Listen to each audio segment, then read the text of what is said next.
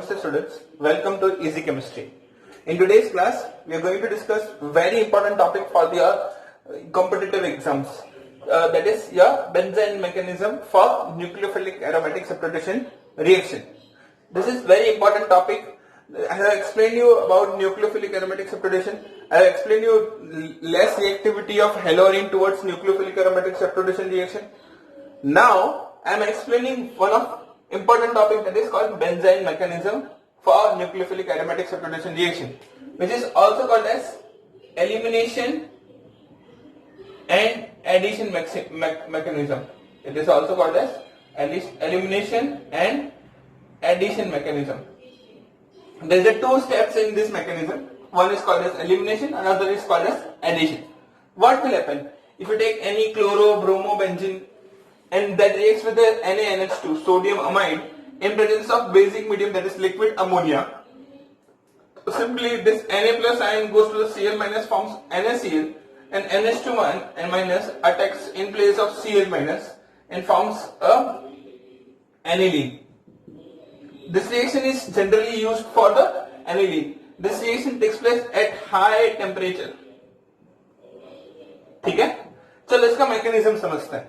इसके ऐसा we all know that this chemical reaction takes place in several steps. The step 1 is called as elimination reaction. So what will happen?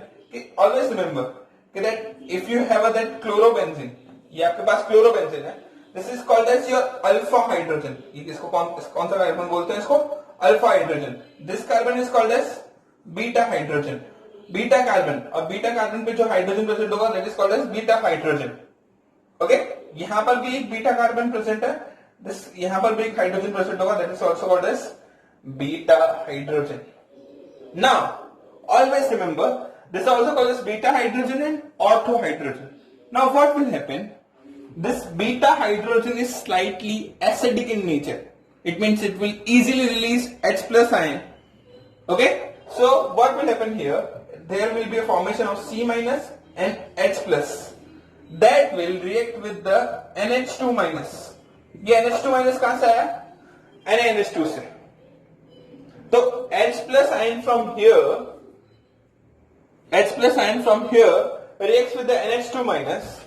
It forms NH3. यहां से क्या बन गया आपका? NH3 बन गया, और यहां पर एक कार्बन एनायन बन जाएगा. तो यहां पर एक फॉर्मेशन हो जाएगी ऐसे कुछ कि यहां पर इस कार्बन के ऊपर यहां पर एक क्लोरोबेंजीन मिल जाएगा, यहां पर लोन पेयर इलेक्ट्रॉन्स, क्योंकि H प्लस आयन निकल गया ना, तो यहां पर आपके पास लोन पेयर इलेक्ट्रॉन मिल जाएंगे. करेक्ट? सो यहां पर आपका बन गया chlorobenzene with anion. Now this is called as one of intermediate. Now what will happen? In the next step, the chloride ion will remove from here. तो यहां पर क्या हो जाएगा देखो ध्यान से, from chlorobenzene, यहां पर जो chlorobenzene प्रेजेंट है, जहां यहां पर एक लोन पेयर इलेक्ट्रॉन प्रेजेंट है, तो यहां पर this Cl minus ion will be removed. अगर यहां से Cl minus ion रिमूव हो जाएगा, that will be carbon positive charge, carbocation, ये Cl नेगेटिव चार्ज. तो यहां पर एक ऐसी कुछ फॉर्मेशन हो जाएगा. ठीक है, यहां पर positive charge due to removal of Cl minus, यहां पर negative charge due to lone pair electrons. Now in the next step, due to negative and positive charge, this lone pair will come on this carbon and forms a pi bond. It means यहां पर ऐसा कुछ formation बन जाएगा, यहां पर pi bond. आपने पहली बार कोई बेंजीन देखा with triple bond. This arrangement is called as benzene. Okay, and this step is called as elimination step. In this step we have done the elimination only. यहां पर हम लोगों ने H प्लस आयन रिमूव किया, then we have removed Cl minus ion from here. ठीक है, to form this carbocation and carbanion. फिर यहां पर आपका बेंजीन बन गया. ठीक. Now this benzene is highly unstable compound. This benzene is highly unstable compound.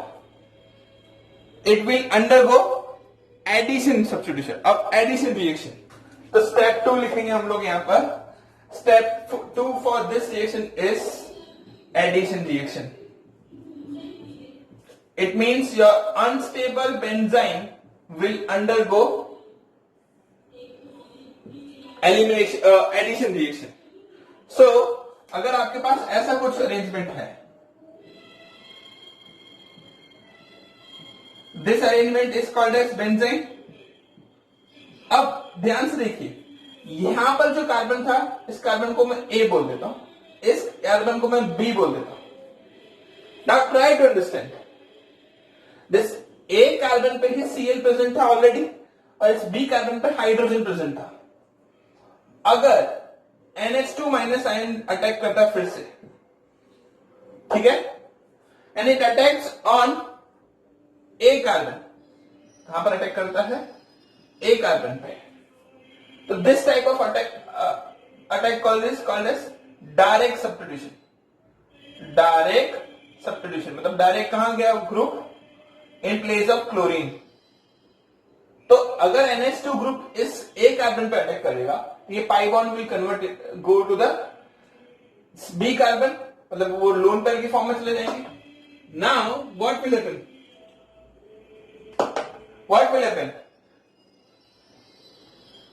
ये पाई बॉन्ड लोन पेयर में आ जाएंगे, तो इस B कार्बन पे लोन पेयर इलेक्ट्रॉन्स. यस, यहां पर आपका अरेंजमेंट हो जाएगा NH2. यस, यहां पर आपके पास पाई बॉन्ड और पाई बॉन्ड. ठीक है. फिर नेक्स्ट स्टेप में यहां इसके ऊपर फिर से कौन अटैक करेगा? अमोनिया. अमोनिया में से क्या हो जाएगा? दो आयन्स बन जाएंगे. One ion will be NH2 minus another will be H plus. समझ में आ रही बात? There will be formation of NH2 minus and H plus. H plus will attack in place of lone pair electrons. So it will form aniline.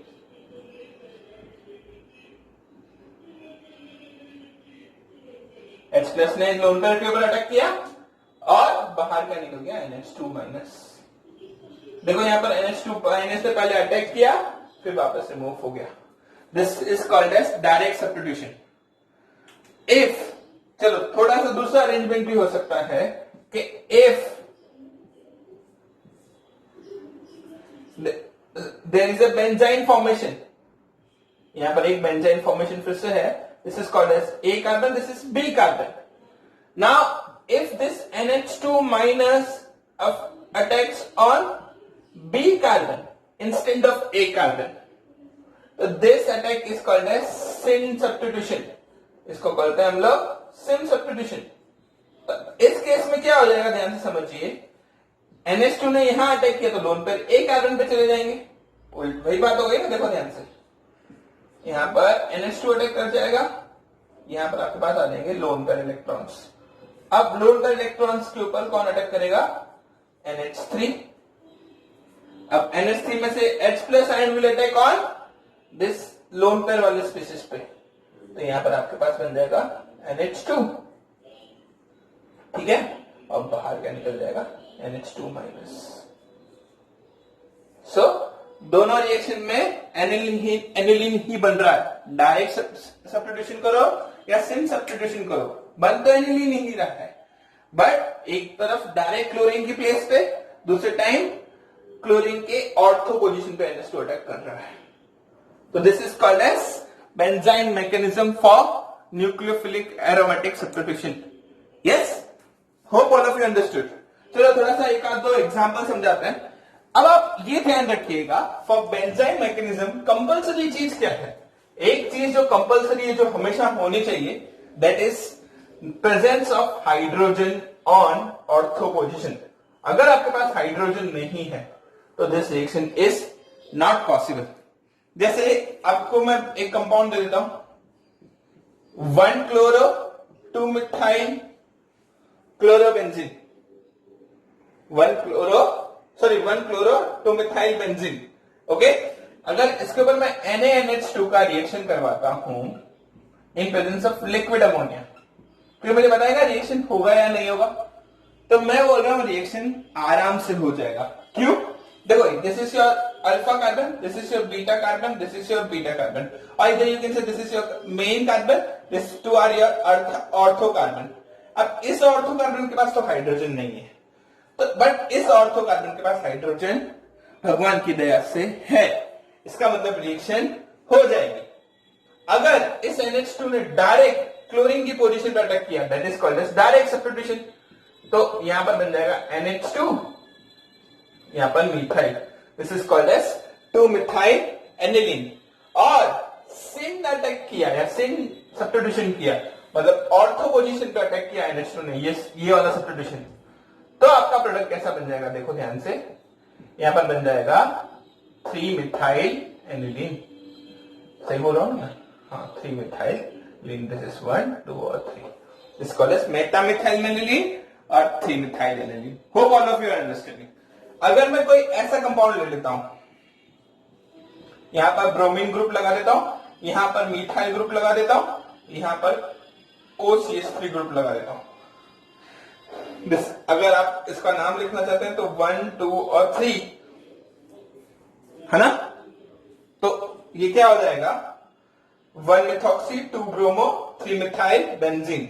अब ध्यान से देखिए, हमको ब्रोमीन के रिस्पेक्ट से देखना है. तो this two are your ortho carbons. अब मुझे बताइए यहां पर क्या ऑर्थो कार्बन पे हाइड्रोजन है? क्या ऑर्थो कार्बन पे हाइड्रोजन है या नहीं? ऑर्थो कार्बन पे हाइड्रोजन है.